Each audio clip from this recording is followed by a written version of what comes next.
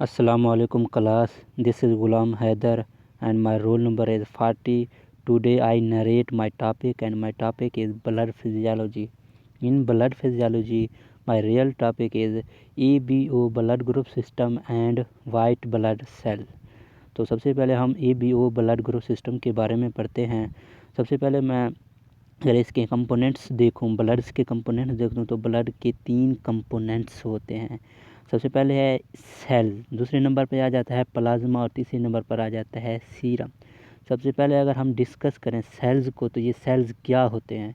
तो सेल्स की बात करें तो white blood cells, red blood cells और जो प्लेटलेट्स होते हैं इनको हम सेल कहेंगे, जिसका जो परसेंटेज है वो 45% है।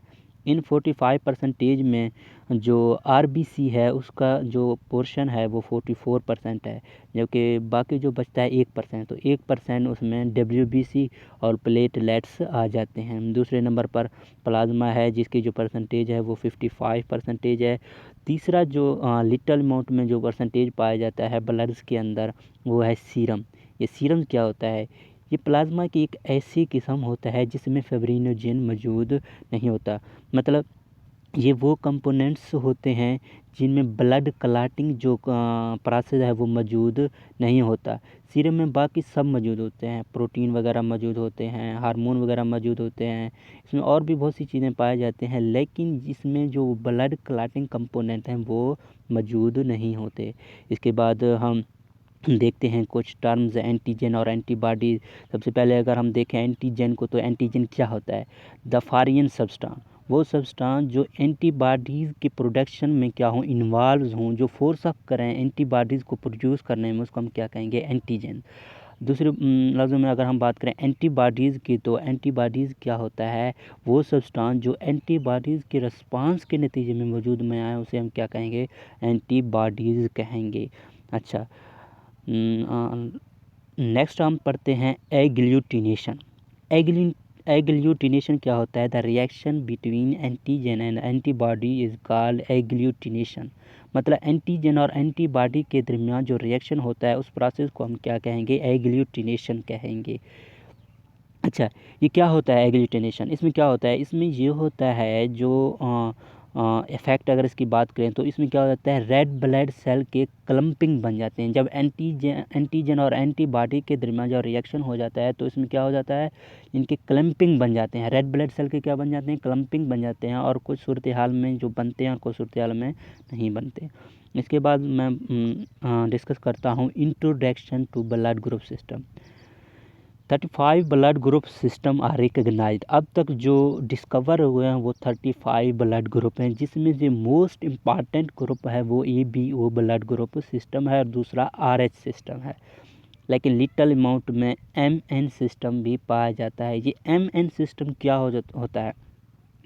MN सिस्टम ये बहुत पॉइंट्स की बात करें तो पॉइंट्स परसेंटेज में ये पाया जाता है।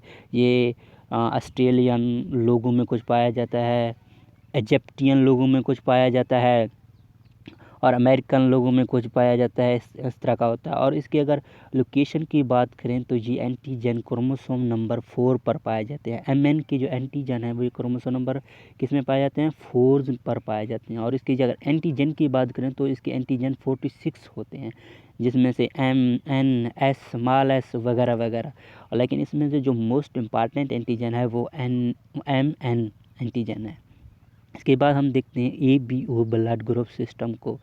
ABO blood group system is the most important blood tap system in human blood transfusion. ABO blood group system human में भी पाया जाता है, इसके अलावा ये कुछ और जानवरों में भी पाया जाता है, एनिमल्स में भी पाया जाता है। जैसे कि ये रोडेंट में भी ABO ब्लड ग्रुप सिस्टम पाया जाता है, चिंपैंजी में भी पाया जाता है, बोनोबोज में भी पाया जाता है, या गोरिल्ला क्या होता है? चिंपैंजी, गोरिल्ला ये क्या होते हैं? एक तरह के मंकी होते हैं, इनमें भी ABO ब्लड ग्रुप सिस्टम पाए जाते हैं। अच्छा, इसके बाद हम डिटर्मिनेशन कैसे करेंगे? ABO ब्लड ग्रुप सिस्टम को किस तरह डिटर्मिन करते हैं? तो ABO determination of ABO blood group depend upon the reaction between antigen and antibody।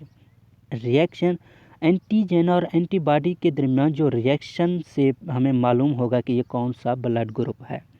अच्छा, antigen are also called एग्लूटिनोजन।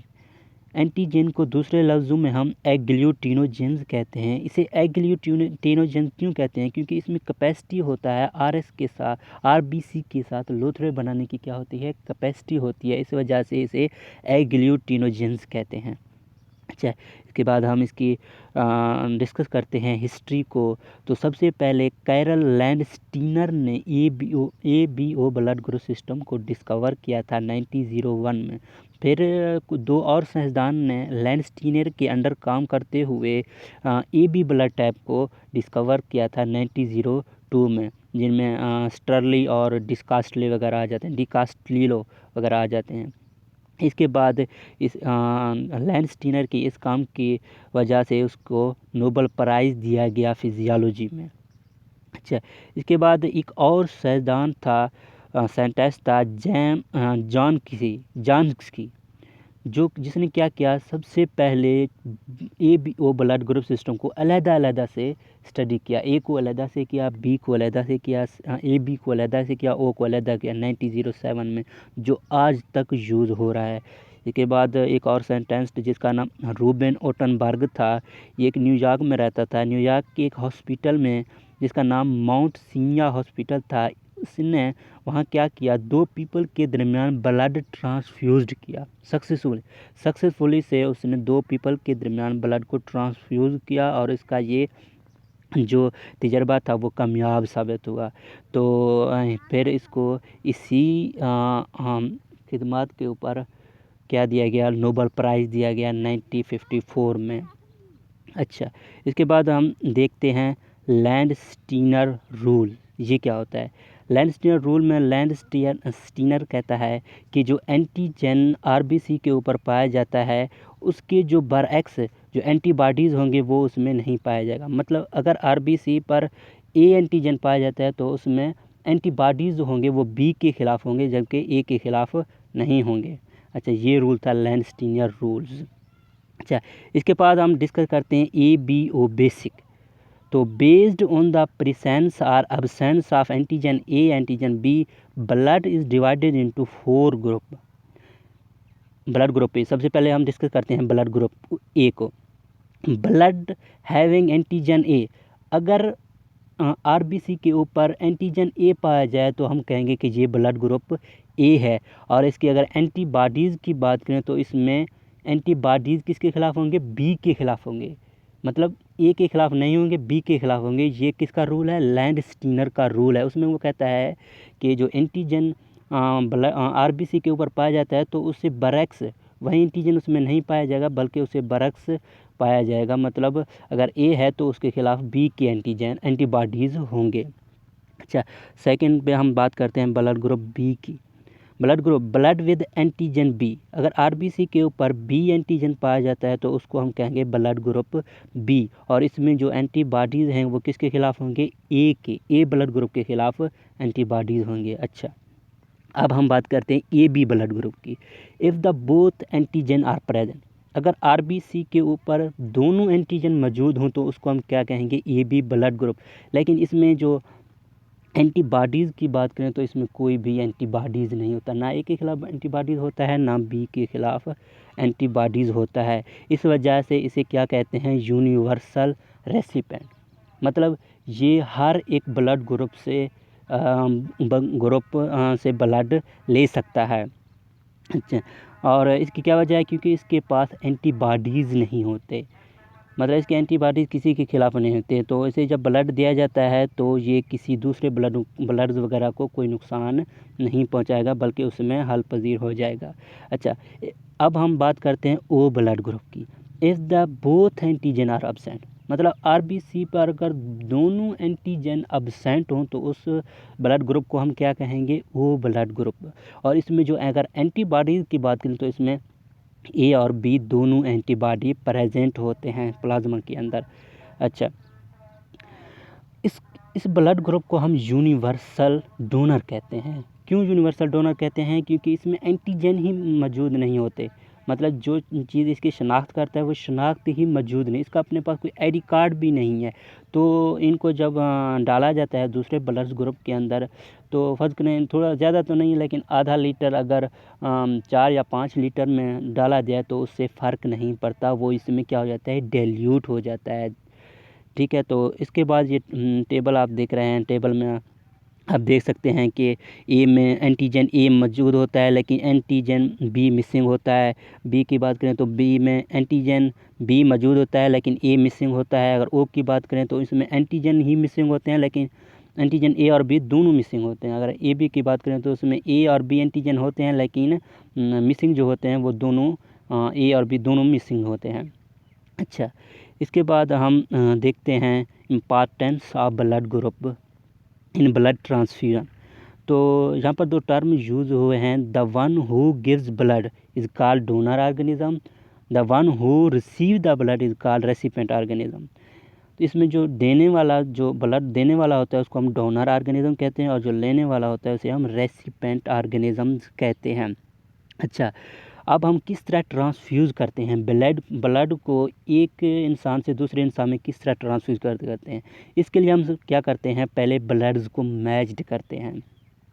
Match किस तरह करते हैं, इसका जो प्रोसीजर है, पहले हम क्या करते हैं, एक इंसान से ब्लड लेते हैं, फिर उसके 3 ड्रॉप्स बना देते हैं, फिर उसमें क्या कर देते हैं, एंटी सीरा डाल देते हैं, एंटी सीरा ए, एंटी सीरा बी। सबसे पहले हम अगर निशानदाही करें ब्लड ग्रुप ए की, तो जब हम एंटी सीरा ए डालेंगे और बी डालेंगे, अगर ए में कोआगुलेशन हो रहा है तो हम कहेंगे इसका ब्लड ग्रुप ए है। फिर हम ये निशानदाही करेंगे कि इसका ए पॉजिटिव है या ए नेगेटिव है। फिर हम क्या करते हैं, एक तीसरा एंटी सीरा डाल देते हैं जिसे हम कहते हैं एंटी सीरा डी। जब हम उसे डालते हैं, अगर कोआगुलेशन हो रहा है, डी में भी कोआगुलेशन हो रहा है तो हम कहेंगे इसका ए पॉजिटिव है। अगर डी में कोआगुलेशन नहीं हो रहा तो हम कहेंगे कि इसका ए नेगेटिव है।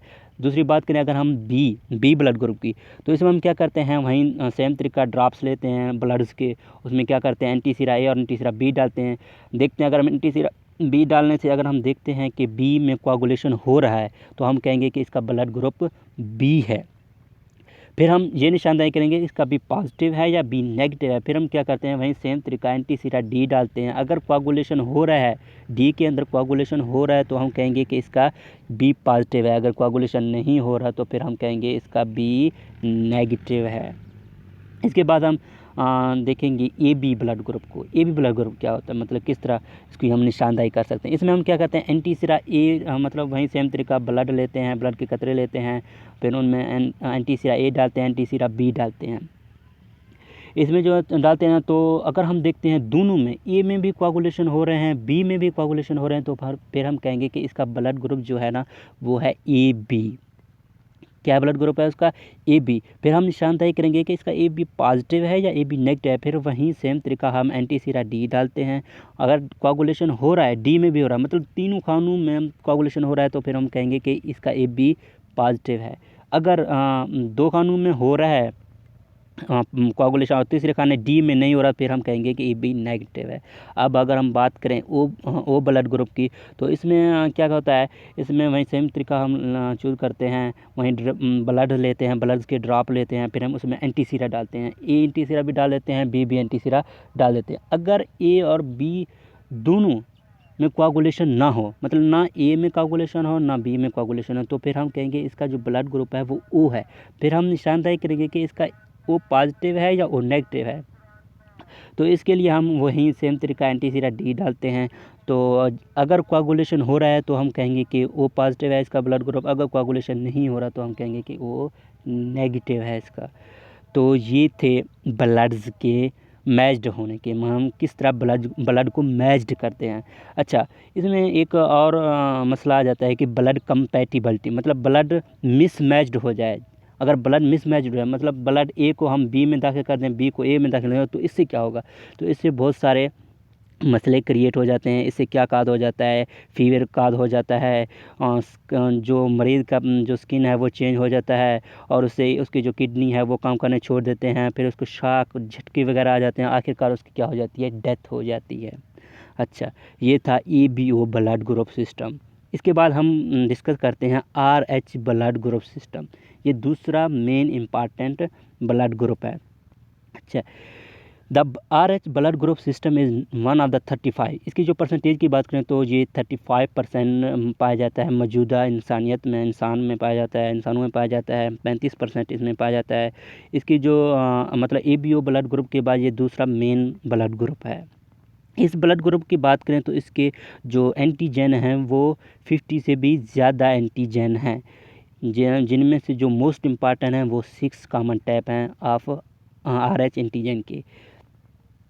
इसके जो एंटीजन की बात करें तो एंटीजन में इसके C आ जाता है, D आ जाता है, E आ जाता है, small c, small d, small e आ जाता है। लेकिन इनमें से जो मोस्ट इम्पॉर्टेंट एंटीजन है वो D है। D इसमें से बहुत ज़्यादा इम्पॉर्टेंट है। तो अगर इसकी RH पॉजिटिव RH नेगेटिव को निशानदाही करने के लिए हम क्या करते हैं, D को देखते हैं। अगर RH के ऊपर RBC के ऊपर D एंटीजन प्रेजेंट है तो हम कहेंगे कि इसका ब्लड ग्रुप RH है, RH पॉजिटिव है।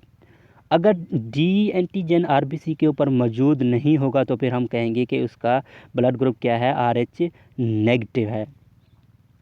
तो ये था। इसके बाद हम देखते हैं कि इसके सबसे पहले किसने डिस्कवर किया था, कैरल लैंडस्टीनर, जिसने ABO ब्लड ग्रुप सिस्टम को डिस्कवर किया था।